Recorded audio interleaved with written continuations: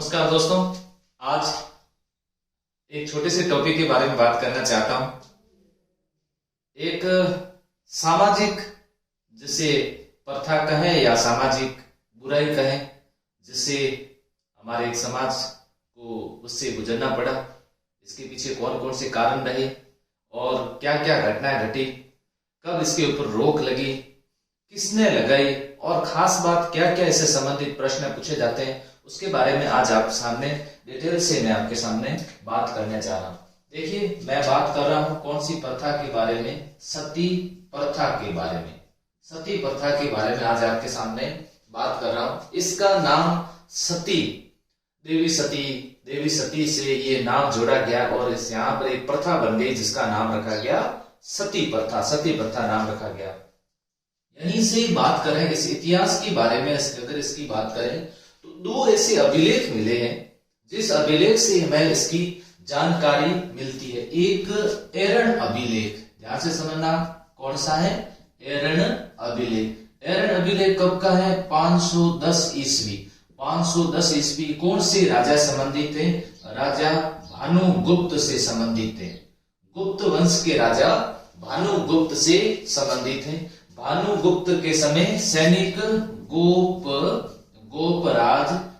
गोपराज की पत्नी के सती होने का उल्लेख मिलता है। अभिलेख में सबसे पहला उल्लेख यहीं से मिलता है, एरण अभिलेख से मिलता है। अब आपसे ये प्रश्न पूछा जाए कौन से अभिलेख से मिलेगा? एरण अभिलेख। एरण अभिलेख से कब? 510 ईस्वी। एरण अभिलेख किससे संबंधित है? भानुगुप्त से। किसकी जानकारी मिली? गोपराज। एरण अभिलेख कहां पर है वर्तमान के अंदर? तो याद रखना, मध्य प्रदेश। एक क्या है, यह याद रह जाएगा आपको, एक इससे संबंधित। दूसरा मैं आपको बताऊं, एक अभिलेख राजस्थान से है जिसका नाम है घटियाली अभिलेख। यहां से जानकारी मिलती है, घटियाली अभिलेख, और ये है 810 ईस्वी संबंधित है। 810 ईस्वी और इस अभिलेख का नाम है घटियाली अभिलेख। यहां से जानकारी मिलती है। गुर्जर प्रतिहार राजा, यहां समझना, गुर्जर प्रतिहार राजा कक्कुक, गुर्जर प्रतिहार राजा कक्कुक के समय का ये अभिलेख है जिससे हमें जानकारी मिलती है। इसमें सामंत राणुक नामक एक सामंत है जिसकी पत्नी, जिसका नाम था संपल देवी के सती होने का उल्लेख मिलता है। तो इन दो अभिलेख से हमें सती प्रथा की जानकारी मिलती है। भारत में सबसे पहले और राजस्थान के अंदर सबसे पहले इसकी जानकारी मिलती है। अब अगली बात पर चलते हैं, इसके आगे चलते हैं। इसके सती प्रथा पति की मृत्यु होने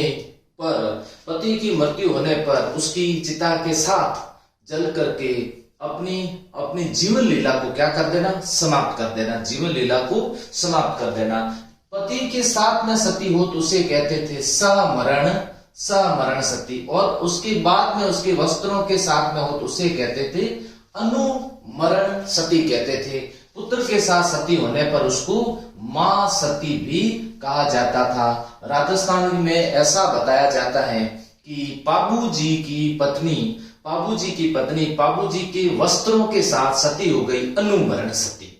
ऐसा सती का उदाहरण होगा अनुमरण सती, यानी कि पति की मृत्यु होने के बाद समाचार मिलता था। समाचार मिलने पर उनके कोई प्रतीक चिन्ह होना चाहिए और प्रतीक चिन्ह के साथ में क्या हो जाना? सती हो जाना। इस प्रथा को सती प्रथा कहा जाता था, इसे सती प्रथा कहा जाता था। अब ये प्रथा है, इस प्रथा के पीछे बहुत सारे कारण भी रहे। इस प्रथा के पीछे बाहरी आक्रमणकारी भी महत्वपूर्ण कारण हो रहा। बाहर से जो भी अरब आक्रमण एंड अदर जितने भी मुस्लिम आक्रमण हुए उसका भी एक कारण था। खुद की रक्षा करना भी एक बहुत बड़ा कारण था। अपने चरित्र की रक्षा करना भी एक बहुत बड़ा कारण था। ऐसे अनेक कारण इस प्रथा को जन्म देते हैं। अब ये प्रथा एक समय एक बड़ा रूप धारण कर चुकी थी। अब इस प्रथा पर रोक लगाई जानी चाहिए, ऐसा प्रयास किया जाने लगा। अब कब से, कहां से इस पर रोक लगेगी? तो देखिए, बात करते हैं राजस्थान में सर्वप्रथम 1822 ईस्वी। कहां पर? बूंदी में। 1822 ईस्वी बूंदी में महाराव थे उस समय महाराव विष्णु सिंह थे। उन्होंने सबसे पहले इस प्रथा पर रोक लगाई। अब आपसे प्रश्न है कि राजस्थान में सबसे पहले इस पर रोक किसने लगाई? राजस्थान में सबसे पहले रोक लगाई थी विष्णु सिंह ने, बूंदी के महाराव थे, और 1822 ईस्वी। अब राजा राममोहन राय के प्रयासों से, ध्यान समझना, अब राजा राममोहन राय के प्रयासों से 1829 ईस्वी गवर्नर जनरल विलियम बेंटिंक द्वारा एक कानून बना दिया गया, कानून नंबर 17 बना दिया गया, जिसके तहत सती प्रथा पर रोक लगा दी गई, सती प्रथा पर रोक। और ये कानून सबसे पहले कब कहां लागू किया गया?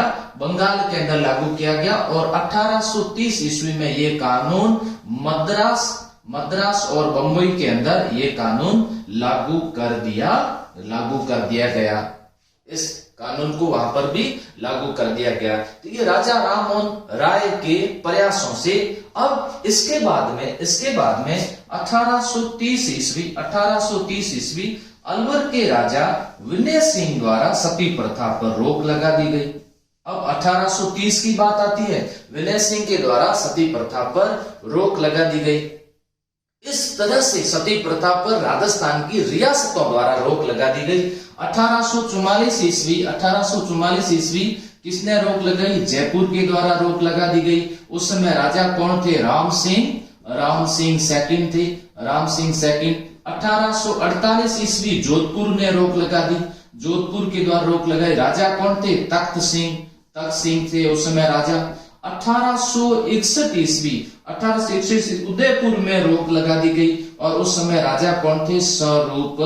स्वरूप सिंह थे। राणा कौन थे? राणा स्वरूप सिंह थे, उनके द्वारा रोक लगा दी गई। तो इस तरह से जैसे उदयपुर में 1861 में रोक लगी, उसके बाद में एंजाबाई सती हो गई थी, मेवाड़ की अंतिम सती थी। तो इस तरह से राजस्थान की सभी रियासतों द्वारा रोक लगा दी गई। लेकिन देश आजाद होने के बाद राजस्थान सरकार का इस तरफ ध्यान नहीं गया, क्योंकि रियासतों में रोक लग चुकी थी। लेकिन एक घटना ऐसी घटी जिसने सरकार का ध्यान अपनी ओर आकर्षित कर दिया। वो घटना कब की थी? वो घटना थी 4 सितंबर 1987। स्थान का नाम था देवराला, और ये कहां पड़ता है? सीकर के अंदर पड़ता है। और कौन सती? रूप कंवर सती हो गई। कुछ समय पहले ऐसा बताया जाता था 11 माह पहले रूप कंवर की शादी हो रखी थी, और रूप कंवर के पति जो थे माल सिंह, उनकी मृत्यु होने पर रूप कंवर स्वतः ही अपनी इच्छा से सती हो जाती है।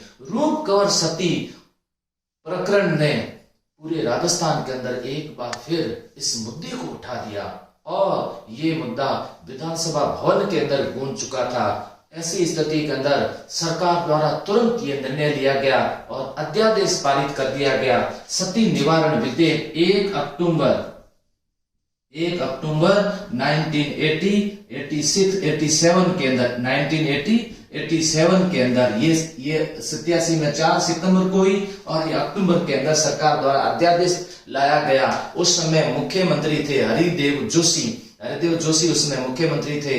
बीडी पाटिल राज्यपाल थे उस समय, उनके द्वारा हस्ताक्षर करने पर ये विधेयक बन गया है। और इस विधेयक के अंदर ये प्रावधान जोड़ा गया कि सती के लिए अगर किसी को उकसाया गया, तो किसी के द्वारा उकसाया जाता है तो उस व्यक्ति को मृत्युदंड की सजा या उम्र कैद की सजा दी जा सकती है। सतियों का महिमा मंडन